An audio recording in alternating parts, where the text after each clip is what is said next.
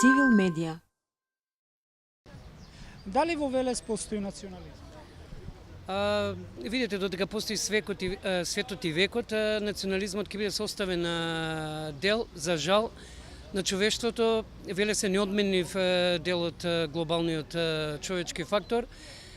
Постои национализам, може би видлив не како во други градови, она експлицитно, но постои оној латентен, што мислам дека е многу поопасен од овој вербалистички и јавен. Мислам дека уште позастрашувачки говорат на омраза, кој што заедно со национализмот создаваат убиствен коктел, кој што е рак рана за секој општество, независно од економските политики кои што ги води една држава и колку се тие добри. Ако постои национализмот, тогаш за брзо време ќе метастазира општеството.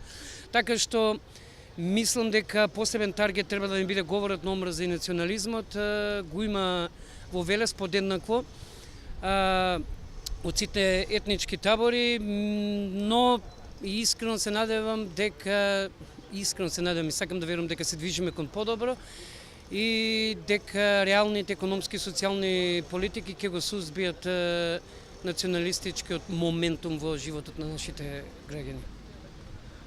Колку државата се грижи за екологијата, особено знаејќи дека Велес во минатото беше едно од најзагадените градови. Колку сега Велес е чист град? Сега сакам да сум позитивен, да предскажам блескава и светла иднина на мојата татковина, ама за жал,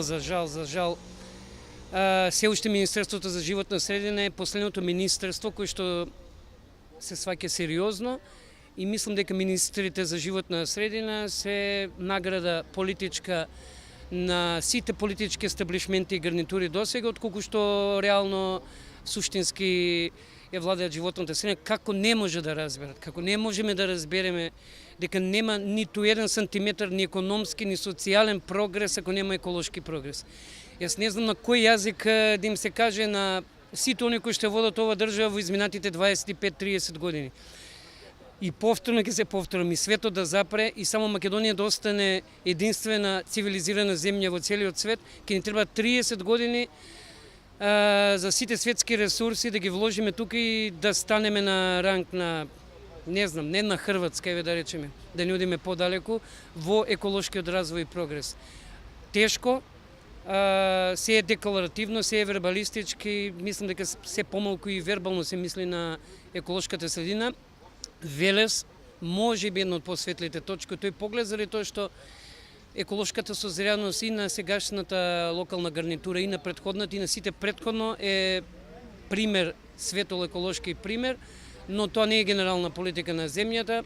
Велес живее во еден тажен социјален момент, но пак за сметка на тоа го имаме еколошкиот момент кој што е за неколку класи понапред од претходните два, социјалниот и економскиот, и тоа е основа да се надеваме дека Велес еден убав сончев ден ќе биде економски просперитетен град, заради тоа што екологијата, економијата и социјалниот развој се свето тројство и без екологија нема ни социјална ни економија и обратно. Така што мислам дека Велес има здрави основи во некоја средна перспектива да биде еден добар развиен град каков што беше во еден дел од минатото. Дали државата доволно се грижи за социјалната правда? Има ли социјална правда? Овие се две болни теми. За жал, колку што ни развиена, вака, ова ќе ви биде одговор, колку што ни развиена екологијата, толку ни е социјалната компонента.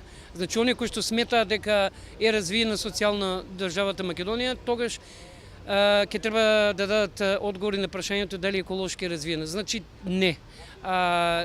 Поврзани се двете работи, за жал, ние само декларативно сме социјална држава, далеку сме од високо развиена социјална држава. Видете, во најголем дел конкретно за Велес платите се и оние кои што работат се 12, 13 и 14 илјади денари, апропо националниот просек кој што и онака е мал 24.000 денари, сега можете да претпоставите колку е на плат од 3-14.000 денари, во кој што најмногу работат, 70% од работоспособното население во Велес се зима таа плата.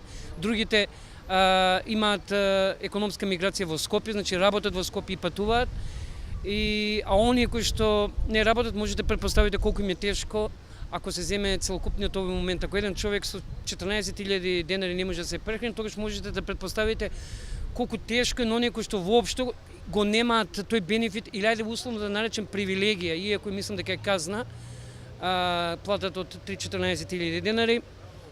Не знам, мислам дека оваа држава, јас си давам приоритет на екологијата и на социјалниот момент и ги замолам сите носители на функции и локални и јавни, особено да обратите внимание на овие два сегменти, бидејќи нема прогрес. Значи, еве, ви уверувам дека џабе ни е и датум за преговори, да го добиеме, тоа ништо не значи без еколошки созрена држава. Значи, за брзо време датумот за преговори ќе остане само перпетум мобиле, нешто кое што вечно трае, ако суштински не навлеземе во еколошките и социјалните моменти на нашиот народ.